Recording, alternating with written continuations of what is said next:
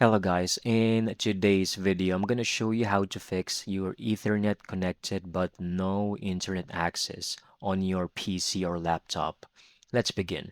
First, go to your Start menu, look for Control Panel, left click, then go to Network and Sharing Center. If it's not showing up, you can view by large icons or small icons. Click on it, go to Change Adapter Settings, then it will list all of your connections in here. Here, this is my Ethernet connection.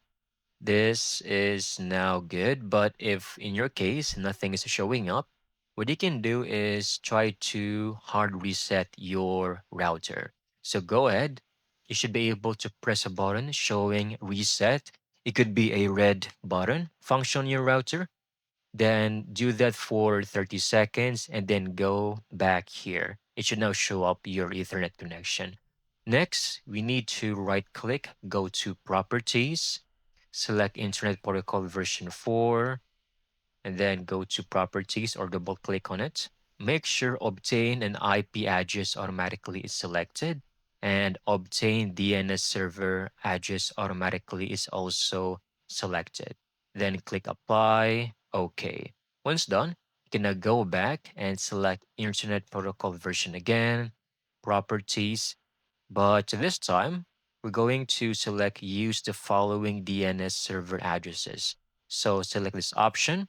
You need to type 8888, then over here, 8844. Then click on apply and then close everything. And once you're done, you can now close this window, go to your start menu again and look for network status, or you can go to your settings and look for network and internet. All right. So I'm going to work on this. This is for Windows 10, but for Windows 11, it should be the same function. Just look for network reset. So click on it. It will just be done in a few seconds. And once done, you may reboot your PC just to make sure everything runs smoothly. And that's it. That's how you can easily get this done. Thank you so much for watching. I hope you found this video very helpful.